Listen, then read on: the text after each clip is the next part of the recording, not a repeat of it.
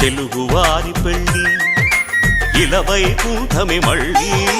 సంప్రదాయమే సౌందర్యంగా సాగుతున్న పెళ్ళి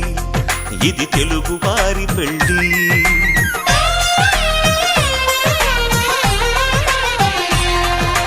తెలుగువారి పెళ్ళి ఇలవైకుంఠమే మళ్ళీ సంప్రదాయమే సౌందర్యంగా సాగుతున్న పెళ్ళి ఇది తెలుగువారి పెళ్ళి ఒకరికి ఒకరని అనుకుంటే అదే నిశ్చితార్థం